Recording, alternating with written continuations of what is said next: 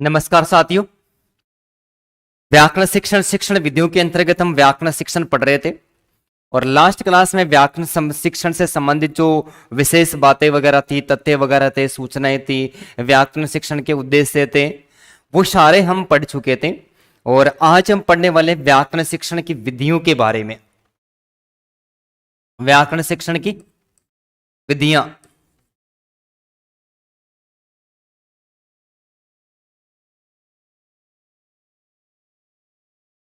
व्याकरण शिक्षण की विधियां।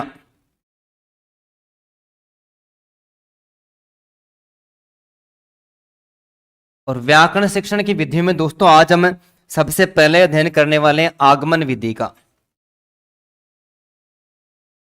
कौन सी विधि का?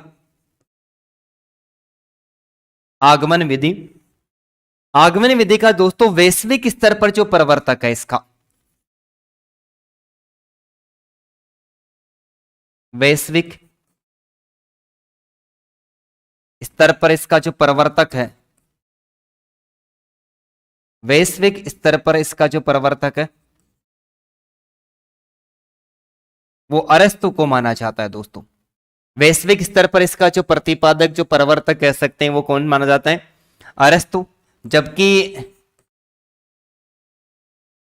संस्कृत शिक्षण के अंतर्गत, संस्कृत शिक्षण में प्रवर्तक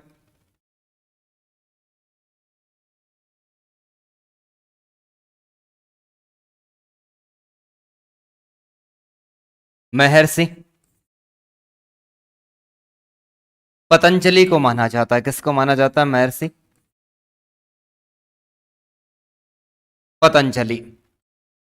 महर्षि पतंजलि ने दोस्तों आगमन विधि का जनक संस्कृत शिक्षण के अंतर्गत महर्षि पतंजलि ने क्यों माना कि आगे इसकी चर्चा भी करेंगे कि महर्षि पतंजलि ने क्या किया था। सर्वप्रथम तो आगमन के साथ आगमन के अलावा निगमन का ही समर्थन किया था।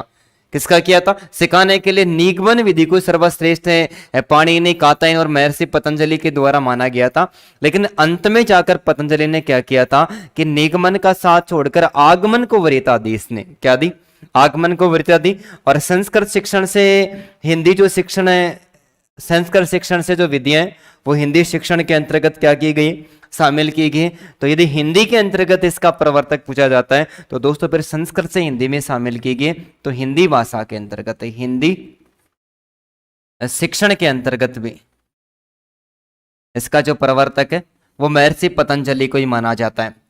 सबसे पहले दोस्तों हम पढ़ते हैं आगमन विधि की परिभाषा। सबसे पहले पढ़ते हैं आगमन विधि की परिभाषा। परिभाषा में हमें पढ़ने को मिलता है कि व्याकरण पढ़ाते समय या फिर व्याकरण शिक्षण करवाते समय, व्याकरण पढ़ाते समय या फिर व्याकरण शिक्षण करवाते समय, व्याकरण पढ़ाते समय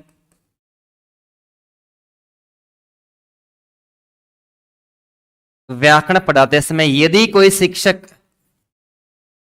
व्याकरण पढ़ाते समय यदि कोई शिक्षक बालकों के समक्ष, यदि कोई शिक्षक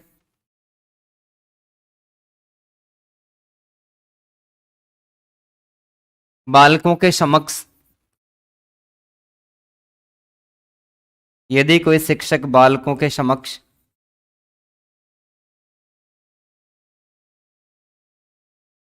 सर्वप्रथम उदाहरण प्रस्तुत करता है, सर्वप्रथम उदाहरण प्रस्तुत करता है तथा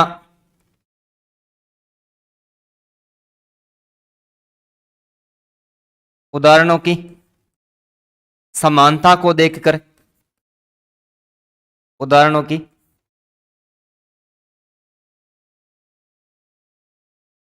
समानता को देखकर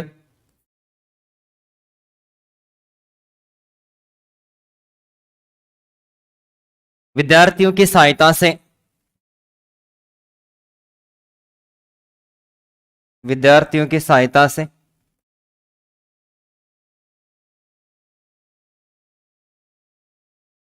किसी नियम की स्थापना करता है,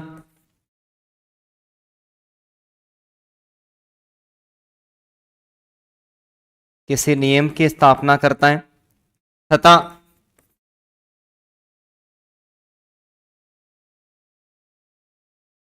उस नियम की सत्यता, उस नियम की सत्यता की जांच करने के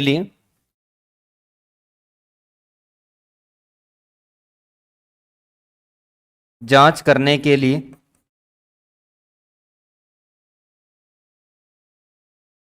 अन्य उदाहरण प्रस्तुत करता है,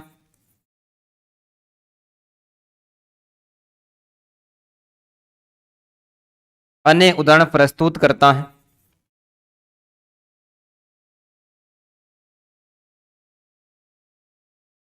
तो वहां आगमन विधि मानी जाती है।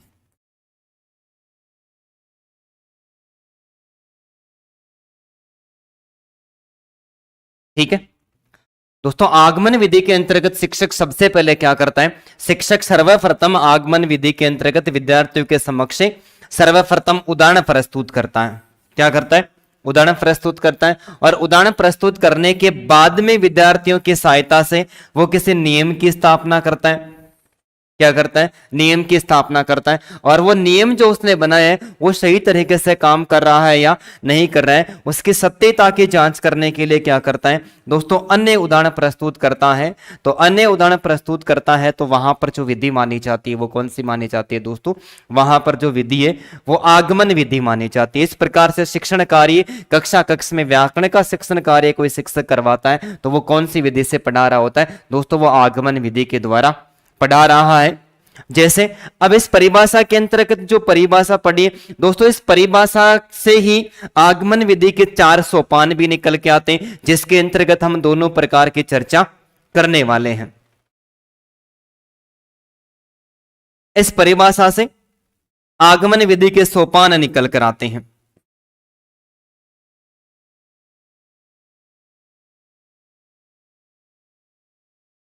आगमन विधि के सोपान।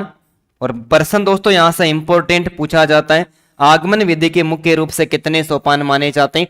4 सोपान माने जाते हैं। सबसे पहला उदाहरण प्रस्तुत करना। सबसे पहले क्या करना? यही हमने पढ़ा है, उदाहरण प्रस्तुत करना। तो व्याकरण पढ़ाते समय अध्यापक विद्यार्थियों के समक्ष जैसे उदाहरण प्रस्तुत करता है, आप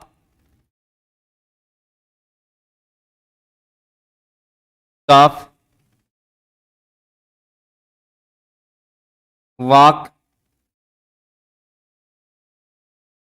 हाप वाक और चाक। ठीक है, हाफ काफ वाक और चाक। सबसे पहले क्या करता है वो? विद्यार्थियों के समक्ष वाक टाक और चाक, वाक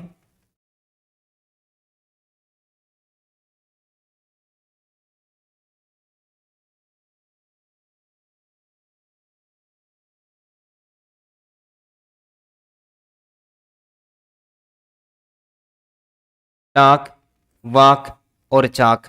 सबसे पहले दोस्तों क्या करता है? विद्यार्थियों के समक्ष है वो उदाहरण प्रस्तुत करता है। और उदाहरण प्रस्तुत करने के बाद में नियमकरण या फिर तुलना करता है। क्या करता है? किसी नियम की स्थापना करता है या फिर क्या करता है? तुलना करता है। तो निरीक्षण या तुलना करना,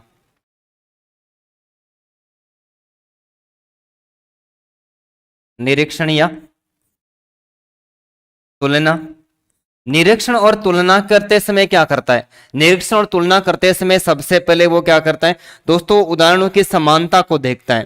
क्या करता है? निरीक्षण और तुलना करते समय इन उदाहरणों की समानता को देखता है, उदाहरणों की समानता को देखता है और समानता को देखकर क्या करता है कि ए, एल और के तीनों के अंतर्गत ए और के, ए, एल और के लिखा हुआ मिलता है, तो तुलना करता है कि ए, एल, के यदि कहीं पर भी लिखा हुआ मिलता है तो उच्चारण करते समय जो एल लिखा हुआ है, इस एल का जो उच्चारण है, इस एल का जो उच्चारण है उसका लोप हो जाता है। टाक, वाक और चाक, इसके अंतर्गत समानता प्रकट करता है कि तीनों के अंतर्गत अंत में ए, एल, के लिखा हुआ है और इनका उच्चारण करेंगे तो एल साइलेंट रहता है, एल का क्या हो जाता है, लोप हो जाता है। और उसके बाद में नियमीकरण या सामान्यीकरण,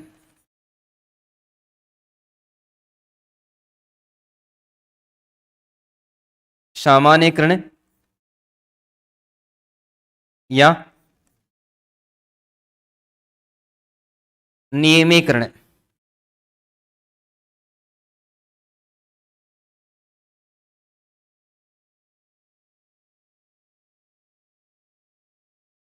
यहां पर शिक्षक नियम बना देता है कि जब भी ए, एल और के का उच्चारण कहीं पर भी किया जाता है, सीधा नियम बना देता है कि किसी भी शब्द के अंतर्गत ए, एल, के आता है तो हमेशा ही एल साइलेंट रहता है, एल क्या रहता है, साइलेंट रहता है। इस प्रकार से क्या करता है, नियम बना देता है और नियम बनाने के बाद में वो अन्य उदाहरण प्रस्तुत करता है। क्या करता है, अन्य उदाहरण प्रस्तुत करता है। अन्य उदाहरण प्रस्तुत करने के लिए चौथा जो सोपान है उसकी सत्यता की जांच करता है ना, सत्यता या फिर पुष्टि। सत्यता और पुष्टि की जांच करने के लिए दोस्तों क्या करता है, वो अन्य उदाहरणों का प्रस्तुतिकरण करता है। क्या करता है, अन्य उदाहरणों का प्रस्तुतिकरण करता है कि इस प्रकार के नियम है वो अन्य उदाहरणों के अंतर्गत प्रस्तुत होते हैं या फिर नहीं होते हैं। तो अन्य उदाहरण प्रस्तुत करता है जैसे हाफ,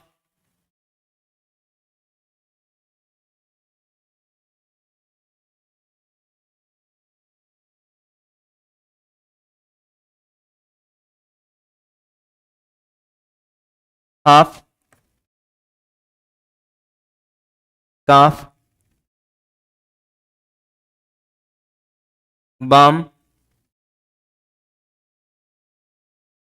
ठीक है, इस प्रकार के अन्य उदाहरण प्रस्तुत करता है और यहां पर भी उदाहरण प्रस्तुत करके बताने का प्रयास करता है कि यहां पर भी इन शब्दों के बीच में भी ए, एल, एफ या फिर ए, एल, एम के बीच में भी यदि एल लिखा हुआ आता है तो एल का जो उच्चारण है वो उच्चारण करने के बाद में उच्चारण का लोप हो जाता है। क्या करता है, उच्चारण का लोप हो जाता है। तो व्याकरण पढ़ाते समय सर्वप्रथम शिक्षक बालकों के समक्ष उदाहरण प्रस्तुत करता है जो इसके 4 सोपान भी माने जाते। उदाहरण प्रस्तुत करने के बाद में उदाहरणों की समानता को देखकर विद्यार्थियों की सहायता से किसी नियम की स्थापना करता है कि ए, एल, के लिखा हुआ आता है तो 3 शब्दों के बीच में एल लिखा हुआ आता है, एल का लोप हो जाता है, एल हमेशा साइलेंट रहता है। और फिर सामान्यकरण और नियमीकरण के अंतर्गत नियम बना देता है कि कहीं पर भी एल यदि बीच में लिखा हुआ रहता है वो हमेशा साइलेंट हो जाता है। और सत्यापन पुष्टि के लिए अन्य उदाहरण प्रस्तुत करता है और अन्य उदाहरण प्रस्तुत करके भी बालकों को बताने का प्रयास करता है कि यहाँ पर भी इन शब्दों के बीच में जो एल आया है दोस्तों, इस एल क्या हो जाता है, इसका जो उच्चारण है वो लुप्त हो जाता है, ये साइलेंट हो जाता है। तो इसको उतारिए। इसके अलावा कुछ विचारकों ने परिभाषा दी है जिस परिभाषा की क्या करते हैं, हम चर्चा करते हैं।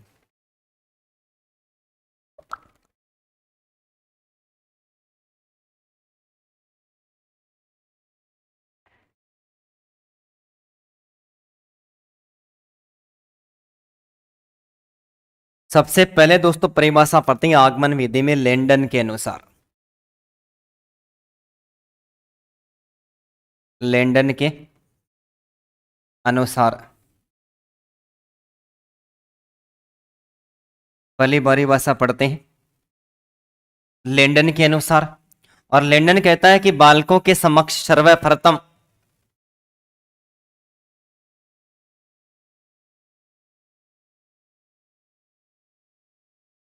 बालकों के समक्ष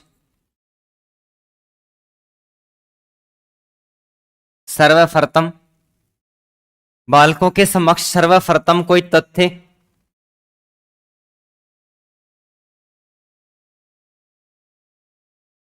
कोई तथ्य,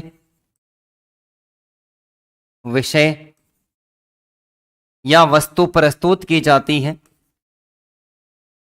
प्रस्तुत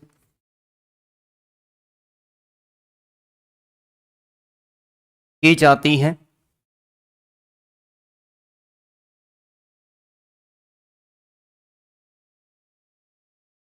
बालकों के समक्ष सर्वप्रथम कोई तथ्य, विषय या फिर वस्तु प्रस्तुत की जाती है एवं छात्र स्वयं उसका निकल एवं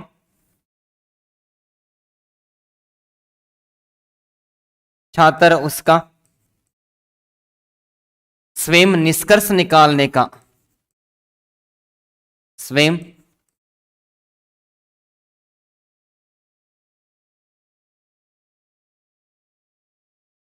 निष्कर्ष निकालने का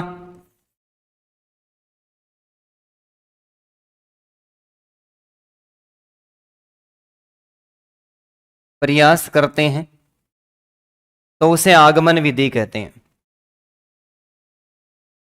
तो उसे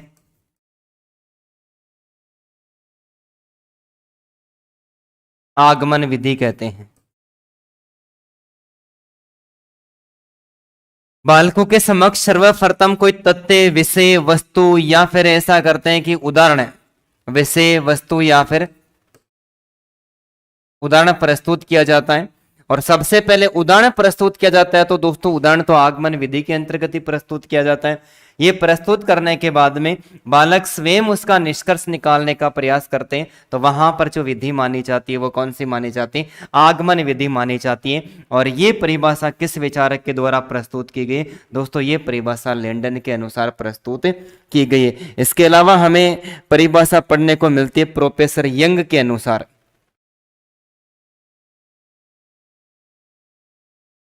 प्रोफेसर यंग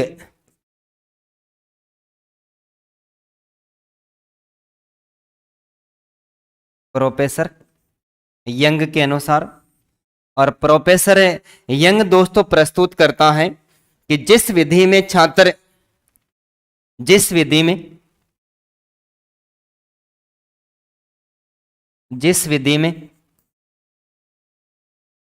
छात्र, जिस विधि में छात्र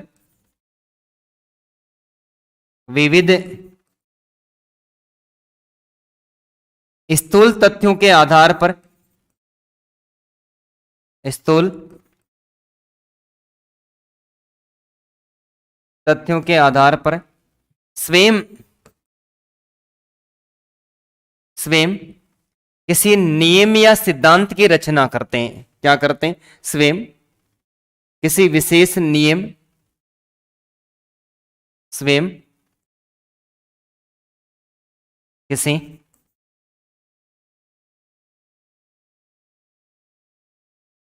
विशेष नियम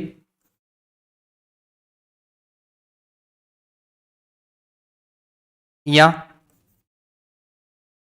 सिद्धांत तक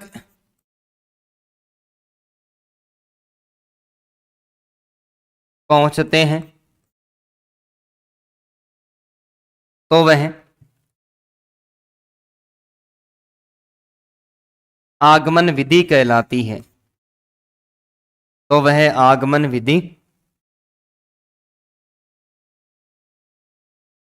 कहलाती है।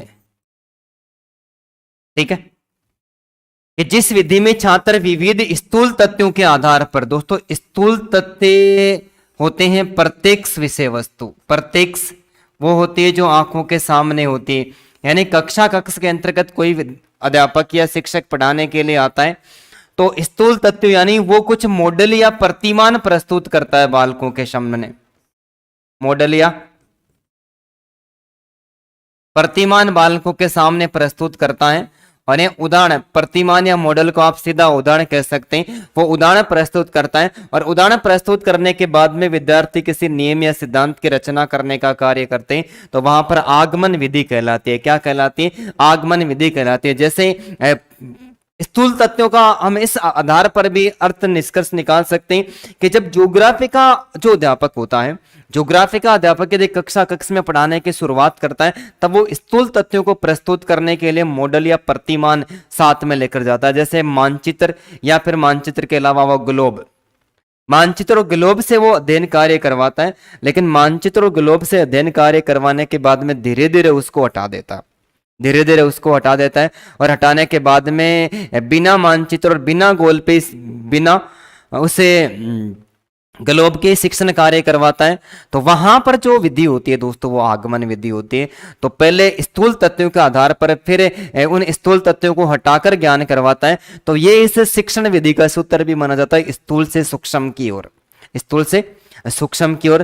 तो सबसे पहले कोई मॉडल, प्रतिमान या उदाहरण प्रस्तुत करता है, इसके बाद में विद्यार्थी स्वयं उसे नियम का निष्कर्ष निकालने का प्रयास करते हैं, पर निष्कर्ष तक पहुंचते हैं। तो वहां पर जो विधि मानी जाती है दोस्तों, वो भी कौन सी मानी जाती है? आगमन विधि मानी जाती है। और इसके अलावा हमें परिभाषा पढ़ने को मिलती है प्रोफेसर जायसे के अनुसार, आगमन विशेष दृष्टांतों की सहायता से सामान्य नियमों को प्राप्त करने की प्रक्रिया है। प्रोफेसर जायसे,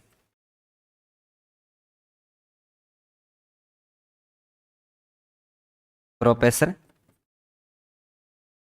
जायसी। और प्रोफेसर जायसी कहते हैं कि आगमन विशेष दृष्टांतों के द्वारा, आगमन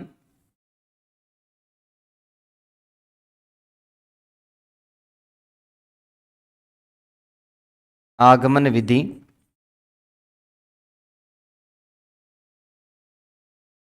विशेष दृष्टांतों के द्वारा, विशेष दृष्टांतों के द्वारा किसी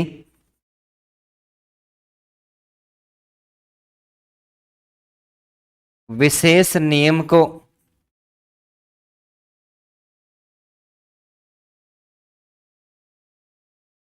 विशेष नियम को प्राप्त करने की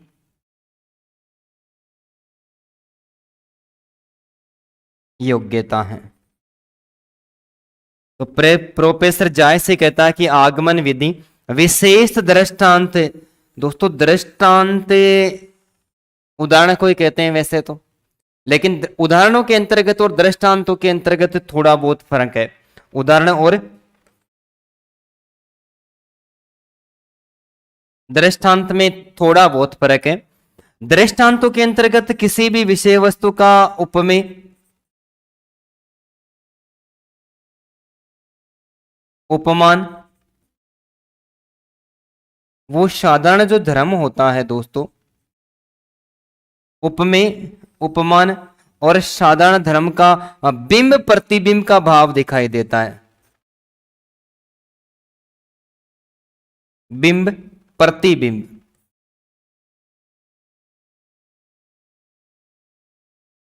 बिंब या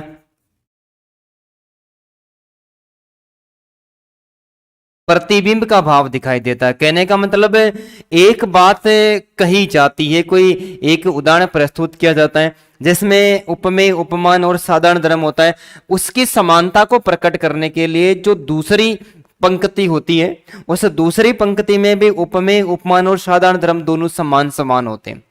उपमेय, उपमान और साधारण धर्म दोनों पंक्तियों के अंतर्गत समान समान होते हैं। जैसे करत करत अभ्यास के जड़मती होत सुजान, रसरी आवत जातते सिल पर पड़त निशान। कि अभ्यास करते करते एक मूर्ख व्यक्ति भी सजन पुरुष बन जाता है, उसी प्रकार रसरी आवत जातते सिल पर पड़त निशान। उसी प्रकार से रस्सी भी कुएं से पानी निकाला जाता है तो पत्थर पर बार बार टकराती है, उसी प्रकार से उस पत्थर पर भी निशान हो जाते हैं। तो जो बात पहली लाइन में कही गई है वही दूसरी लाइन में कही जाती है, तो वहां पर तो माना जाता है दोस्तों दृष्टांत। यानी कि पहले उदाहरण, लास्ट वाली पंक्ति का भी उदाहरण सेम होता है। दृष्टांत के अंतर्गत उपमेय, उपमान और साधारण धर्म एक जैसे नहीं होते, एक जैसे नहीं होते। उनकी समानता को देखकर ऐसा होता है वैसा माना जा सकता है, ऐसा होता है वैसा माना जाता है। तो वहां पर उदाहरण तो थोड़ा बहुत फर्क है परिभाषा के अंतर्गत है। उदाहरण अलंकार के अंतर्गत उपमेय उपमान और साधारण धर्म एक जैसा नहीं होता, एक जैसा नहीं होता, केवल कल्पना की जाती है। तो आगमन विधि विशेष दृष्टांतों के द्वारा किसी विशेष नियम को प्राप्त करने की योग्यता कि सबसे पहले बालक के समक्ष कोई उदाहरण प्रस्तुत किया जाता है और उदाहरण प्रस्तुत करने के बाद में बालक क्या करता है, विशेष किसी नियम की रचना करता है और नियम की रचना करने के बाद में उसकी सत्यता की जांच करने के लिए सामान्यकरण किया जाता है और अंत में अन्य उदाहरणों का भी प्रस्तुतिकरण किया जाता है। तो इस आधार पर दोस्तों तीनों ही परिभाषा एग्जाम की दृष्टि से वेरी इंपॉर्टेंट है, तीनों परिभाषा ही एग्जाम की दृष्टि से वेरी इंपॉर्टेंट है। तो सबसे पहले परिभाषा लेंडन के अनुसार बालकों के समक्ष कोई तथ्य विषय उदाहरण या वस्तुएं प्रस्तुत की जाती हैं, बालक उसका स्वयं निष्कर्ष निकालने का प्रयास करते हैं तो उसे आगमन विधि कहते हैं। जबकि प्रोफेसर यंग कहता है कि जिस विधि में छात्र विद स्थूल तथ्यों के आधार पर यानी उनके समक्ष जो उदाहरण मॉडल या प्रतिमान प्रस्तुत किए गए उनके माध्यम से किसी नियम तक पहुंचने का प्रयास करते हैं तो वो आगमन विधि है। और प्रोफेसर जाय से कहता है कि विशेष उदाहरणों के माध्यम से किसी विशेष नियम की स्थापना की जाती है या फिर प्राप्ति कर जाती है तो प्राप्त करने की योग्यता को क्या कहते हैं दोस्तों, आगमन विधि कहते हैं। तो इनको उतारिए, इसके बाद में पढ़ते हैं आगमन विधि के प्रमुख शिक्षण सूत्र। आगमन विधि के प्रमुख शिक्षण सूत्र।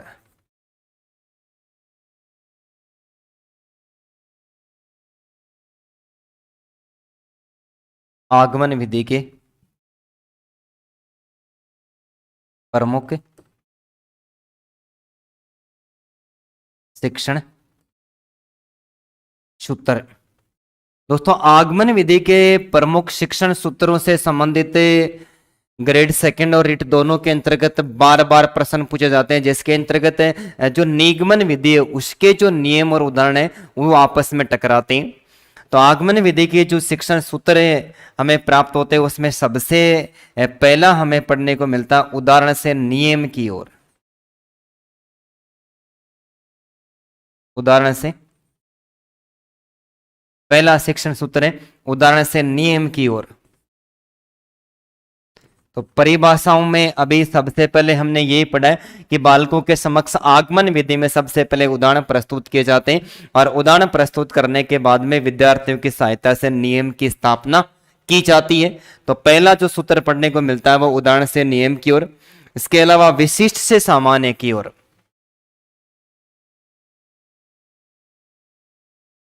विशिष्ट से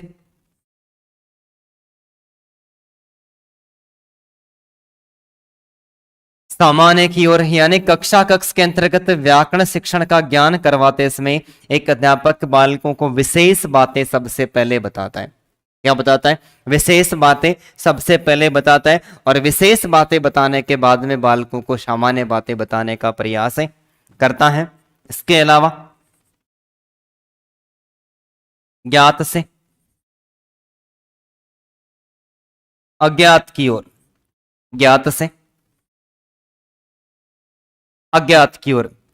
दोस्तों ज्ञात से ज्ञात की ओर के अंतर्गत बालकों को सर्वप्रथम एक अध्यापक वही बातें पूछता है या फिर बताता है जिनके बारे में बालक अच्छी तरह से जानते हैं और जो जानते हैं उनके साथ में फिर उनको पूछने के बाद में बताने के बाद में नवीन ज्ञान जो जिनके बारे में बालक नहीं जानते उनका प्रस्तुतिकरण कहां पर किया जाता है, बालकों के समक्ष प्रस्तुत किया जाता है। और यहां पर बात करते हैं तो और शिक्षण के अंतर्गत जो प्रस्तावना होती है दोस्तों, प्रस्तावना ज्ञात से अज्ञात की ओर शिक्षण सूत्र पर ही आधारित होती है।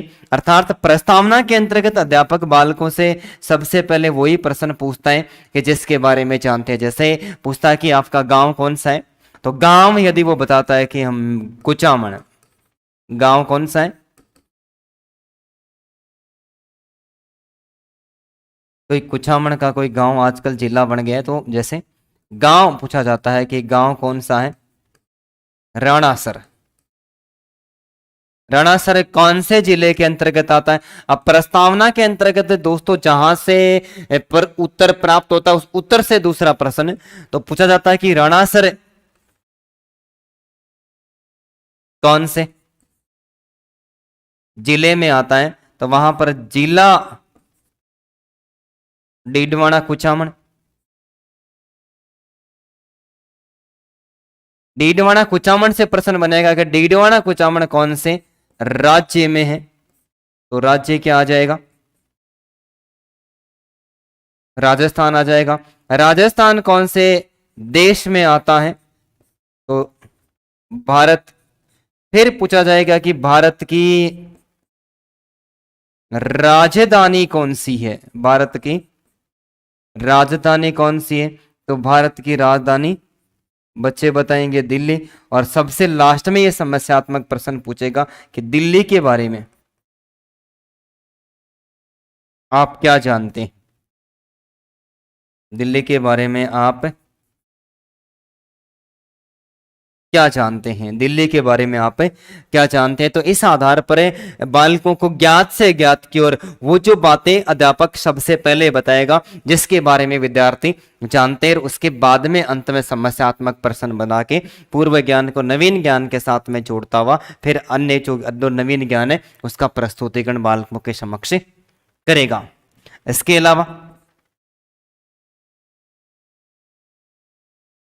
प्रत्येक से प्रमाण या फिर अप्रत्यक्ष की ओर, प्रमाण या अप्रत्यक्ष की ओर। प्रत्यक्ष यानी जो हमारी आंखों के सामने होता है, कक्षा कक्ष में प्रस्तुत होते समय एक अध्यापक यदि प्रत्यक्ष प्रमाण की ओर शिक्षण कार्य करवाता है तो वो कक्षा कक्ष में क्या करता है, मॉडल या फिर कोई प्रतिमान लेकर आता है, मॉडल या प्रतिमान लेकर आता है। और मॉडल के द्वारा, मॉडल के अंतर्गत जैसे कक्षा कक्ष के अंतर्गत एक शिक्षक बालकों को गाय पर निबंध लिखवाता है, क्या करता है, गाय पर एक ऐसे यानी निबंध लिखवाता है। और गाय पर जब निबंध लिखवाता है तो वो क्या करता है, सबसे पहले बोर्ड पर गाय का चित्र बना देता है, श्यामपट्ट पर गाय का चित्र बना देता है। और गाय का चित्र बनाने के बाद में बालकों को गाय पर निबंध लिखवाता है, क्या करता है, गाय पर निबंध लिखवाता है कि गाय हमारी माता है, इसके 2 सींग होते हैं, इसके 2 कान होते हैं, इसके 4 पैर होते हैं, एक पूंछ होती है, 4 स्तन होते हैं। इस प्रकार से गाय पर निबंध लिखवाता है। अब गाय पर निबंध लिखवाने के बाद में ये बच्चों के सामने प्रत्यक्ष और प्रतिमान हो गया। अब गाय पर निबंध लिखवाने के बाद में बालक से कहा जाता है कि भाई भैंस पर निबंध लिखो, क्या करता है, भैंस पर निबंध लिखो। तो गाय पर निबंध लिखने के बाद में अब बच्चों को पता है कि हमने जो लिखा है उसमें से गाय की जगह क्या कर देना है, भैंस कर देना है, बस कलर चेंज कर देना है, क्या करना है, उसका कलर है वो चेंज कर देना है, ठीक है। तो सबसे पहले प्रत्यक्ष ज्ञान के बारे में वो बालकों को बताता है और प्रत्यक्ष के बाद में बालक अप्रत्यक्ष ज्ञान की प्राप्ति करने लग जाते हैं। यानी बोलकर और सुनकर, जब देखकर और सुनकर बालक सीख लेते हैं उसके बाद में तर्क वितर्क चिंतन मनन करके स्वयं ज्ञान की प्राप्ति करते हैं। वहां पर जो शिक्षण सूत्र काम में आता है दोस्तों वो कौन सा होता है, प्रत्यक्ष से प्रमाण की ओर। कौन सा होता है, प्रत्यक्ष से प्रमाण की ओर। इसके बाद में स्थूल से सूक्ष्म की ओर,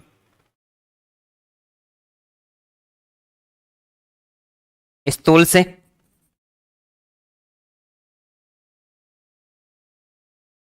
से सूक्ष्म की ओर।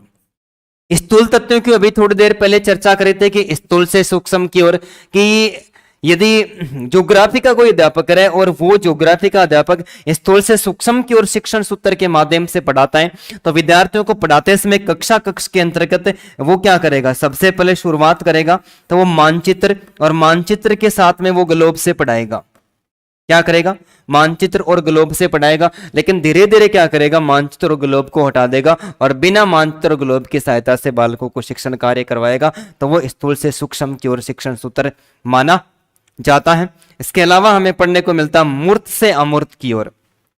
तो मूर्त से अमूर्त की ओर दोस्तों प्रत्यक्ष वाला इस उदाहरण है, मूर्त से अमूर्त की ओर, मूर्त से अमूर्त की। मूर्त यानी प्रत्येक से ज्ञान बालक प्राप्त कर लेता है तो उसके बाद में वो अमूर्त चिंतन की योग्यता उसकी विकसित हो जाती है। जैसे एक अध्यापक कक्षा कक्ष के अंतर्गत विद्यार्थियों को साफ साफ एक बात बताता है, रटवाता है कि इस एग्जाम के अंतर्गत निबंध केवल गाय पर ही आएगा। निबंध किस पर आएगा, गाय पर आएगा। गाय का निबंध आप याद कर लो और गाय के बारे में आप अच्छी तरह से जानते हो क्योंकि घर घर के अंतर्गत क्या होती है, गाय होती है इधर उधर घूमती हुई, घर से ज्यादा तो बाहर घूमती हुई ज्यादा रहती है, जो लोगों का दुर्भाग्य है। अब निबंध उसने गाय पर लिखवा दिया, रटवा दिया, लेकिन परीक्षा के अंतर्गत निबंध विद्यालय पर आ गया। परीक्षा के अंतर्गत निबंध किस पर आ गया? विद्यालय पर आ गया। तो उसने मूर्त ज्ञान प्राप्त किया हुआ है, तो अमूर्त ज्ञान की योग्यता उसके अंतर्गत फिर विकसित हो जाती है। तो बच्चा बहुत ज्यादा क्रिएटिव होता है, और बच्चा फिर लिखता है कि हमारे गांव में एक विद्यालय है, और विद्यालय के बाहर एक पेड़ है, और पेड़ के नीचे गाय बैठी है। गाय की विशेषताओं का फिर वो वर्णन कर देता है। तो इसका मतलब मूर्त से अमूर्त की ओर। इसके अलावा शिक्षण जो सूत्र है वो आगमन विधि के अंतर्गत दोस्तों पूर्ण से अंश की ओर शिक्षण सूत्र पर आधारित मानी जाती है। पूर्ण से अंश की ओर, पूर्ण से अंश की ओर अर्थात यहां पर कहने का तात्पर्य ये कि अध्यापक के बालकों को किसी भी विषय वस्तु को पढ़ाने के लिए आता है तो उसका पूर्ण रूप से ज्ञान बालकों को सबसे पहले करवाए। पूर्ण रूप से ज्ञान है वो बालकों को सबसे पहले करवाए, और उसके बाद में उसको छोटे छोटे भागों में बांटकर विद्यार्थियों के समक्ष उस विषय वस्तु को प्रस्तुत की जाती है, तो सीखना एकदम से सरल हो जाता है। और दोस्तों पूर्ण से अंश की ओर जो विचारधारा है ये जर्मनी की देन है। ये गेस्टाल्टवादी विचारधारा से संबंधित है मनोविज्ञान के अंतर्गत। गेस्टाल्टवादी विचारधारा, गेस्टाल्टवादी विचारधारा। तो गेस्टाल्ट जर्मनी भाषा का शब्द है, गेस्टाल्ट जर्मनी भाषा का शब्द है, और जिसका शाब्दिक अर्थ होता है पूर्ण आकार, जिसका शाब्दिक अर्थ होता है पूर्ण आकार या समग्र आकृति। शाब्दिक अर्थ क्या होता है? पूर्ण आकार या समग्र आकृति। अर्थात ये गेस्टाल्टवादी विचारधारा से संबंधित तीन विचारक जो साइकोलॉजी में हमें पढ़ने को मिलते हैं, वर्दाइमर, कुर्तकोव और वोल्फगैंग कोहलर। तो ये सिद्धांत कहता है, ये सिद्धांत पूर्ण से अंश की ओर शिक्षण सूत्र पर आधारित माना जाता है। तो ये सिद्धांत कहता है कि विषय वस्तु का ज्ञान करवाते समय बालकों को सबसे पहले उसका पूरा ज्ञान करवाए, और पूरा ज्ञान करवाने के बाद में यदि छोटे छोटे भागों में बांटकर विद्यार्थियों को ज्ञान करवाया जाता है, तब सीखना क्या हो जाता है दोस्तों? तब सीखना एकदम से सरल हो जाता है। और इसके अलावा सरल से कठिन की ओर शिक्षण सूत्र पर आधारित माना जाता है। सरल से कठिन की ओर,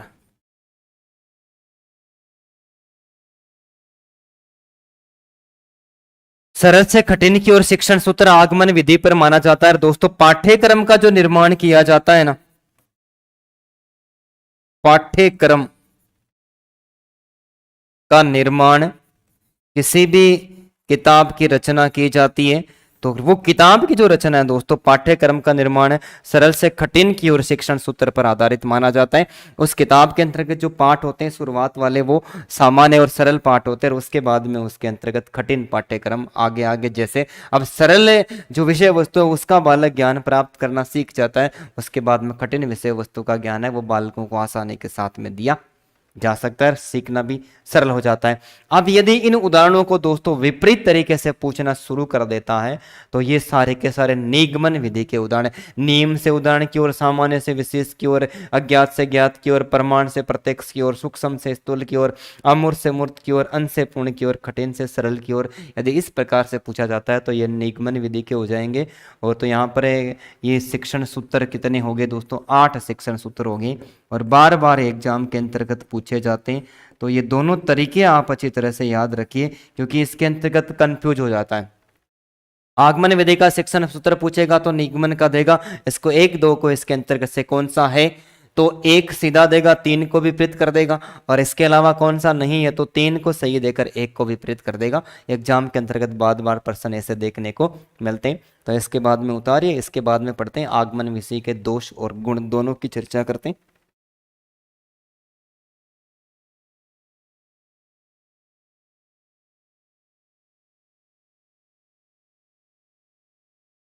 आगमन विधि के सबसे पहले पढ़ते हैं गुण।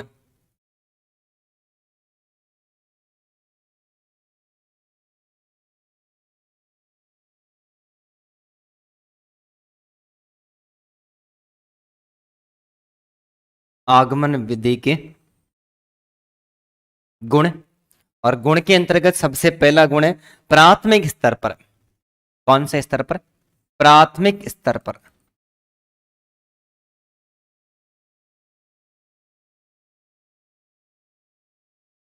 प्राथमिक स्तर पर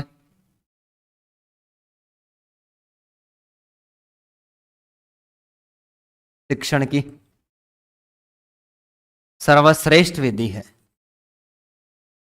क्योंकि छोटे बालकों को सिखाने के लिए सबसे पहले उदाहरण प्रस्तुत किए जाते हैं, इसलिए छोटे बालकों को सिखाने के लिए ये दोस्तों श्रेष्ठ विधि है। लेकिन फिर माध्यमिक या उच्च माध्यमिक कक्षाओं की बात करें तो वहां पर इसका दोष माना जाता है कि ये उच्च माध्यमिक, माध्यमिक या उच्च माध्यमिक स्तर के लिए बिल्कुल भी उपयोगी विधि नहीं है, क्योंकि बच्चों का जब अमूर्त चिंतन विकसित हो जाता है तो उसके बाद में बालकों को नियम बताकर उसके बाद में शिक्षण कार्य करवाएं तो भी कोई दिक्कत नहीं है। तो प्राथमिक स्तर पर शिक्षण की सर्वश्रेष्ठ विधि है।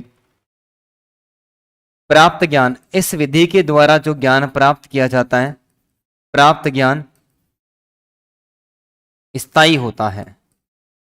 उदाहरणों के माध्यम से बालकों को शिक्षण कार्य करवाया जाता है। तो प्राप्त बालक जो ज्ञान प्राप्त करते हैं दोस्तों, प्राप्त ज्ञान क्या होता है? स्थायी होता है। बालकों में खोजी प्रवृत्ति का विकास होता है। बालक अन्य उदाहरणों की खोज करते हैं तो बालकों में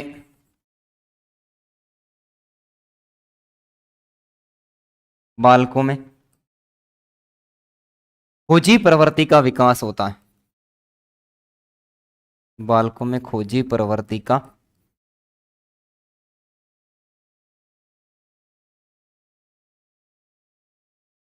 विकास होता है। शिक्षण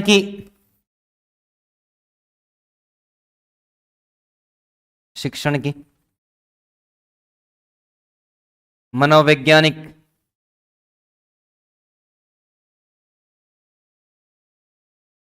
शिक्षण की मनोवैज्ञानिक एवं बाल केंद्रित विधि मानी जाती है।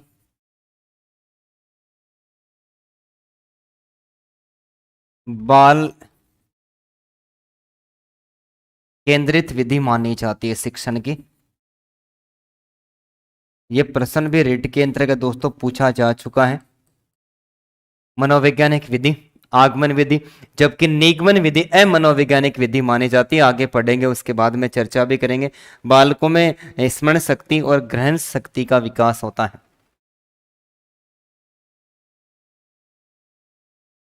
बालकों में स्मरण शक्ति यानी याददाश्त बढ़ती है। बालकों में स्मरण शक्ति एवं ग्रहणशीलता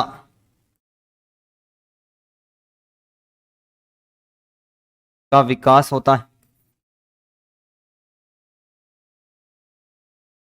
ग्रहणशीलता का विकास होता है तथा शिक्षक व शिक्षार्थी दोनों सक्रिय रहते हैं। शिक्षक एवं शिक्षार्थी दोनों सक्रिय रहते हैं। शिक्षक एवं शिक्षार्थी दोनों सक्रिय रहते हैं दोस्तों। ठीक है, तो व्याकरण शिक्षण की सर्वश्रेष्ठ विधि भी है। प्राप्त ज्ञान स्थायी होता है। बालकों में खोजी प्रवृत्ति का विकास होता है। शिक्षण की वैज्ञानिक विधि मानी जाती है और स्मरण शक्ति और ग्रहण शक्ति का विकास होता है। और शिक्षक और शिक्षार्थी दोनों के लिए दोस्तों क्या मानी जाती है? दोनों के लिए उपयोगी मानी जाती है। इसके बाद में पढ़ते हैं आगमन विधि के दोष।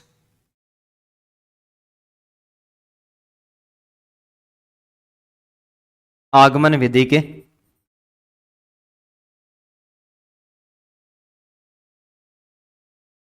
दोष। प्राथमिक स्तर पर यदि प्राथमिक स्तर पर शिक्षण की सर्वश्रेष्ठ विधि है तो दोस्तों उच्च स्तर पर व्याकरण की उपयोगी विधि नहीं है। तो पहला दोष पढ़ने को मिलता है।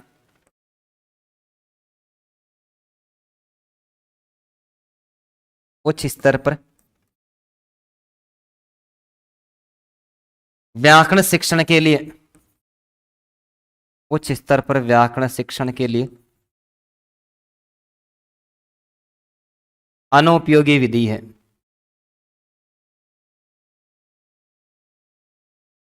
अनुपयोगी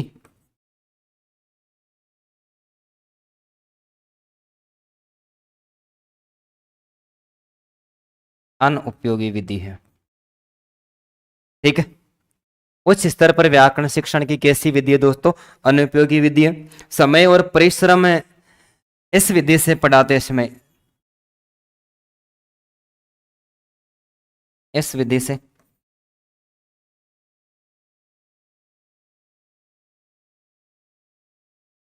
पढ़ाते समय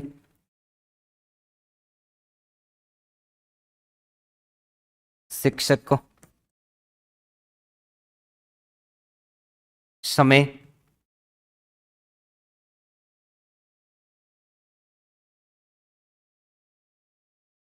अधिक लगता है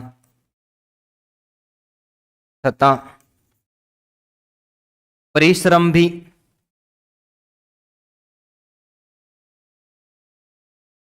अधिक करना पड़ता है। समय अधिक लगता है और अध्यापक को परिश्रम भी अधिक करना पड़ता है। इसके अलावा अनुभवी और प्रशिक्षित शिक्षकों की आवश्यकता होती है। इस विधि से पढ़ाने के लिए बिना अनुभवी वाला नहीं पढ़ा सकता। अनुभवी एवं प्रशिक्षित, अनुभवी एवं प्रशिक्षित शिक्षकों की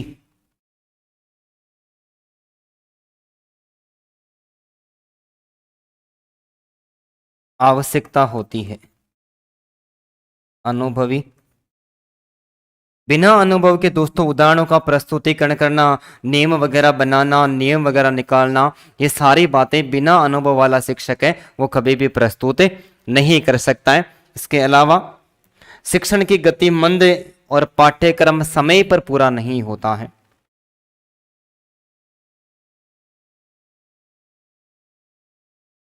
शिक्षण की गति मंद एवं पाठ्यक्रम समय पर पूरा नहीं होता।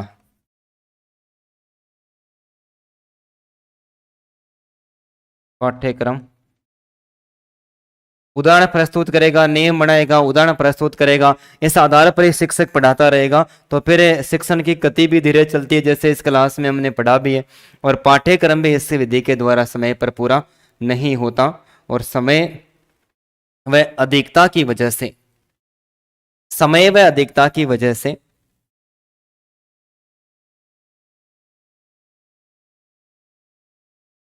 समय व अधिकता की वजह से शिक्षक रुचि नहीं लेते हैं। समय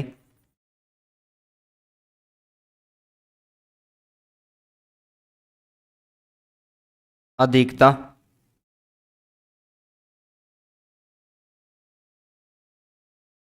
की वजह से शिक्षक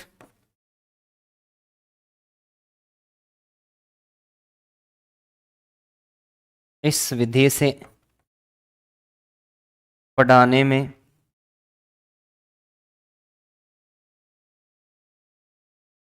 रुचि नहीं लेते हैं। पढ़ाने में रुचि नहीं लेते हैं। तो उच्च स्तर पर, केवल प्राथमिक स्तर पर सर्वश्रेष्ठ है तो उच्च स्तर पर यह अनुपयोगी विधि हो गई, जबकि सर्वश्रेष्ठ विधि तो वही मानी जाती है जो प्राथमिक स्तर पर सर्वाधिक उपयोगी होती है। इस विधि को पढ़ाते समय शिक्षक का समय अधिक लगता है, परिश्रम भी ज्यादा करना पड़ता है, अनुभवी और प्रशिक्षित यानी प्रशिक्षण प्राप्त शिक्षकों की आवश्यकता होती है, शिक्षण की गति इसमें धीरे होती है, इसलिए पाठ्यक्रम निश्चित दिनों के अंतर्गत पूरा नहीं होता है और समय इसमें ज्यादा लगता है और ज्यादा समय लगने के लिए अध्यापक इस विधि से पढ़ाने में कोई ज्यादा रुचि नहीं लेते। तो दोस्तों इस आधार पर हमने आगमन विधि का विस्तार पूर्वक अध्ययन कर लिया है और इसके अंतर्गत है इस विधि में दोस्तों दो बातें और बच गई।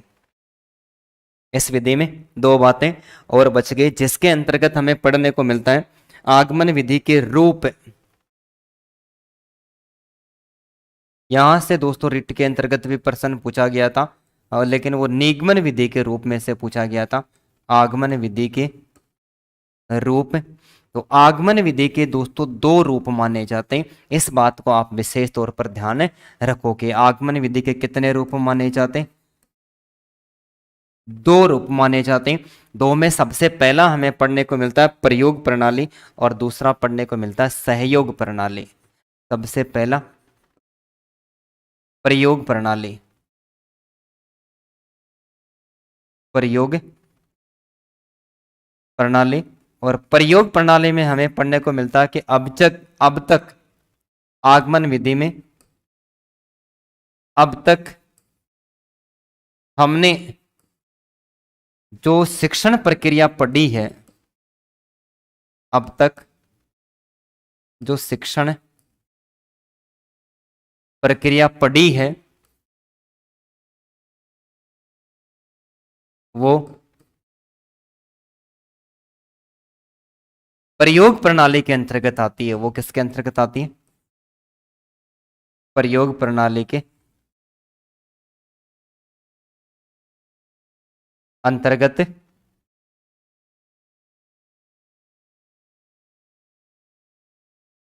आती है। और इसके अलावा दूसरा रूप माना जाता है दोस्तों सहयोग प्रणाली। सहयोग प्रणाली, ठीक है। तो शिक्षण कार्य करवाते समय,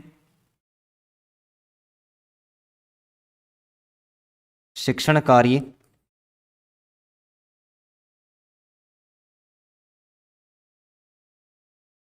करवाते समय यदि कोई शिक्षक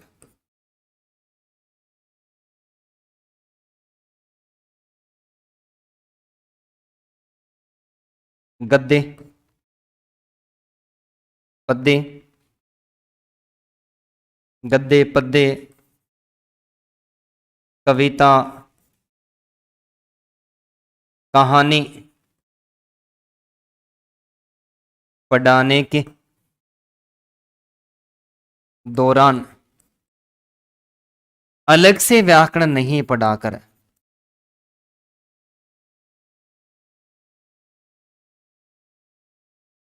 अलग से व्याकरण नहीं पढ़ाकर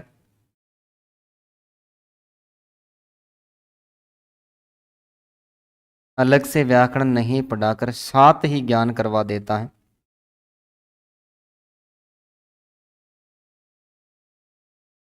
साथ ही ज्ञान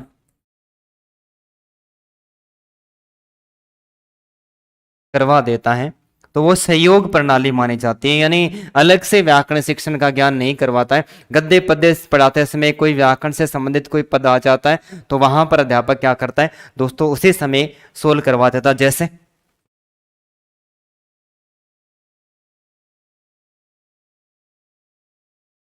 बालक ने उत्कृष्ट कार्य किया है, बालक ने उत्कृष्ट कार्य किया है। यहां पर उत्कृष्ट शब्द आ गया तो उत्कृष्ट शब्द के अंतर्गत बालकों को तुरंत बता देगा और उत्कृष्ट शब्द का संधि विच्छेद करके बताएगा यदि हलंत द के बाद में, ठीक है। उत्कृष्ट, उत्कृष्ट प्लस तय। नियम बताएगा कि मूर्धन्य स के बाद में, मूर्धन्य स के बाद में तय और थ लिखा हुआ रहता है तो संधि करने पर तय ठ में बदल जाता है, तय में बदल जाता है और थ किस में बदल जाता है? ठ में बदल जाता है। जैसे उत्कृष्ट प्लस तय तो क्या बता देगा? ये उत्कृष्ट हो जाएगा। अन्य उदाहरण भी प्रस्तुत कर देगा। आकृष्ट प्लस तय, आकृष्ट और निकृष्ट प्लस तय, निकृष्ट, और इस पदों के अंतर्गत फिर बताएगा कि व्यंजन संधि है। कौन सी संधि है? व्यंजन संधि है। ठीक है, तो अलग से व्याकरण का ज्ञान नहीं करवाता है, साथ में यदि कोई शब्द आ जाता है तो वहीं पर उसका समाधान कर देता है। तो आगमन विधि के दो रूप माने जाते हैं दोस्तों, प्रयोग प्रणाली और सहयोग प्रणाली। जबकि निगमन विधि का प्रश्न पूछा गया था, उसके भी दो रूप माने जाते हैं, सूत्र विधि और पाठ्य पुस्तक विधि। तो अब हमने दोस्तों आगमन विधि का विस्तार पूर्वक अध्ययन कर लिया और मिलते हैं नेक्स्ट क्लास में किसी नई विधि के साथ। तब तक के लिए जय हिंद दोस्तों।